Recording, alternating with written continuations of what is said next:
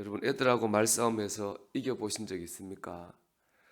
말로는 애들 이기기가 참 어렵습니다. 저도 그렇습니다. 애들한테 참 어려웠습니다. 이기기가. 왜 그런지 아십니까? 제가 들어보니까 애들이 늘 맞는 말만 해요. 틀린 말 안 해요. 애들 말 들어보면 뭐 틀린 게 하나도 없어요. 우리도 보면 뭐 오은영 박사가 이렇게 했고 누가 저렇게 얘기했고 한참 말을 하는데 다 맞는 말만 해요. 그러니까 반박하기가 어렵죠. 근데 제가 애들하고 얘기하다 한번 그랬어요. 맞는 말 대잔치라고 했습니다. 맞는 말 대잔치. 하도 맞는 말만 해서. 그런데요, 그 맞는 말을 하는데 맞는 말 듣는데 화가 나더라고. 맞는 말을 해요. 옳은 말 해요. 근데 화가 나요. 왜 그러냐? 맞는 말을 하고 있는데 정작 자기는 이렇게 못 살고 있기 때문에 그렇습니다. 집안일을 한다든가 자기를 책임 있게 한다든가 뭐 그런 데서는 그렇게 못 살아요. 자기 하는 맞는 말처럼 살지를 못하는 거예요. 그러니까 그 맞는 말 하는 줄 알면서도 들으면서도 화가 나더라고요. 그저 맞는 말 대잔치만 하고 있을 뿐이죠. 그런 애들 모습 보면서 또 제 자신의 모습도 많이 보게 되죠. 목사도 늘 맞는 말만 하죠. 옳은 말만 합니다. 문제는 우리가 그렇게 살지 못한다는 겁니다. 맞는 말 대잔치, 옳은 말 대잔치를 할 게 아니라 맞는 삶 대잔치, 옳은 삶 대잔치를 해야 되는 겁니다. 일반적으로 교인들이 말 잘한다고 알려져 있죠. 교인들 말을 잘합니다. 뭐 요즘 교인들뿐 아니라 말 못하는 사람은 없죠. 그런데 우리도 여러분들도 혹시 그런 맞는 말 대잔치만 하고 있지 않습니까? 말만 맞게 하고 그렇게 살지 못하거나 그렇게 살 노력도 하지 않으면 옳은 말이 옳지 않게 들립니다.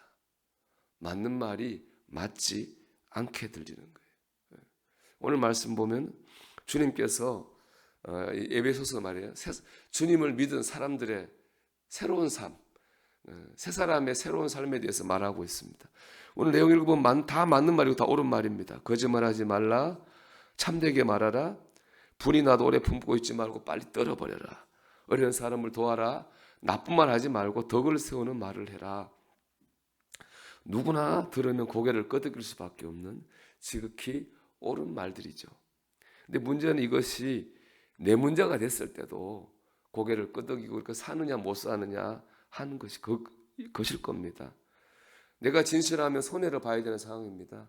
내가 손해를 봐도 진실할 수 있어야 되는 겁니다. 내가 화가 났어도 먼저 사과할 수 있어야 되겠죠.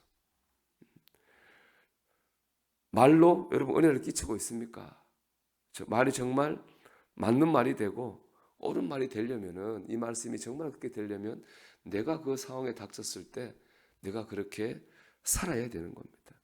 그렇지 못하면 난 하나님 말씀하고 있는데 그 말씀을 듣는 사람은 상처를 받는 거예요.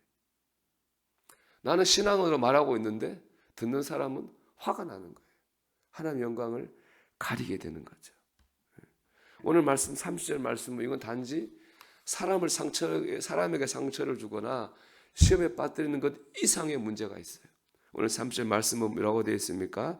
하나님의 성령을 근심하게 하지 말라 그렇게 말하고 있어요. 우리가 맞는 삶을 살지 못하고 맞는 말만 해서 그 맞는 말이 틀리게 들리게 하면 사람의 문제가 아니라 성령께서 근심한다는 겁니다. 근심하게 한다는 말은 한마디로 뭐겠어요? 슬프게 한다 이런 말이죠. 그러니까 우리가 하나님의 말씀을 그저 맞는 말 대잔치로 만들어 버릴 때 우리 안에 계시는 성령님이 하시는 겁니다. 이건 영적인 문제잖아요. 그냥 인간적인 문제가 아니라 성령을 근심하게 하는 거니까 영적인 문제잖아요. 즉 우리가 그리스도의 영으로 거듭났거든요. 그래서 구원받은 사람이라면은 성령을 근심하게 만드는 그런 삶을 살아서는 안 된다는 거죠. 그럼 우리가 어떻게 하면은 맞는 말 대잔치가 아니고 맞는 삶 대잔치를 살 건가? 우리가 어떻게 하면 성령을 근심하게 하는 것이 아니라 기쁘게 하는 삶을 살 건가 하는 것이 중요하겠는데요. 첫째로 인격적인 성령님을 의식하며 살아야 됩니다. 이 성령님이 근심한다는 말이 주는 메시지는 분명합니다. 성령님은 인격적인 분이라는 거예요. 여기 뭐 나무나 그저 돌처럼 아무런 기뻐하지도 않고 슬퍼하지도 않고 감정도 없는 그런 존재가 아니라는 거죠. 성령님은 인격적입니다. 인격적이라고 하는 것은 사람하고 똑같다는 말입니다. 우리도 기뻐하고 우리도 슬퍼하잖아요. 성령님도 우리가 어떻게 하느냐에 따라 가지고 기뻐하시기도 하고 슬퍼하시기도 한다는 겁니다. 우리가 하나님의 말씀을 살 때는 기뻐하시죠. 그러나 우리가 말씀대로 살지 못할 때는 슬퍼하십니다. 내 안에 계신 성령님이 지금도 그렇게 하시는 거죠. 우리도 이 사실을 기억해야 됩니다. 그리고 생각해야 되죠. 내가 이렇게 말하면 성령 기뻐하실까? 내가 이렇게 행동하면 성령 슬퍼하실까? 우리는 그 순간순간 생각을 해야 됩니다. 성령님을 의식하며 살 때 우리는 성령을 근심시키지 않는 그런 삶을 살게 될 줄 믿습니다. 여러분 오늘도 성령이 내 안에 계시다고 하는 걸 믿으십시오. 그리고 의식하시고 성령을 기쁘시게 하는 삶을 살게 하시기를 축복합니다. 두 번째는 인간적으로 내가 하고 싶은 거를 안 하면 됩니다.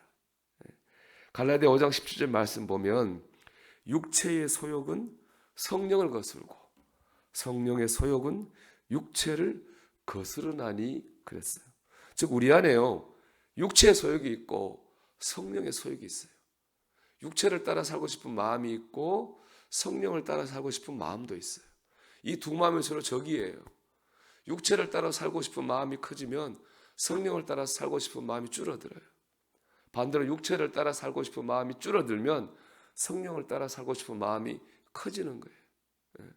그러니까 우리가 통제할 수 있는 건 뭐예요? 육체를 따라 살고 싶은 마음을 우리가 통제할 수 있는 겁니다. 그렇기 때문에 성령을 따라 산다고 하는 것의 실제적 의미는 뭐냐? 내가 육체적으로 하고 싶은 거를 안 하는 거예요. 그래서 갈라디아 5장 16절은 말씀합니다. 너희는 성령을 쫓아 행하라. 그리하면 육체의 욕심을 이루지 아니하리라 그랬습니다.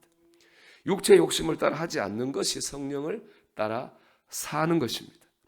인간적으로 하고 싶은 말이 있어요. 그걸 참는 게 성령을 따라 하는 거예요. 인간적으로 하고 싶은 것이 있어요. 그걸 안 하는 게 성령을 따라 사는 겁니다. 여러분, 그럴 때 우리는 인간적으로는 그렇게 말할 수 있어. 인간적으로 그렇게 행동하는 게 이해가 돼. 그렇지만 그걸 안 하는 거예요. 그럴 때 우리 안에 있는 성령님이 기뻐하신다는 거죠. 여러분, 우리가 성령님이 기뻐하시는 삶을 살기를 소망합니다.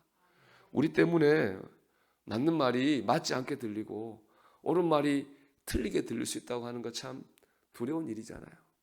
우리가 오늘도 우리 안에 성령님을 의식하면서 우리가 맞는 말 대잔치가 아니라 맞는 삶 대잔치로 우리 나아가는, 그래서 성령을 기쁘시게 하는 저와 여러분이 되기를 주의 이름으로 축원합니다.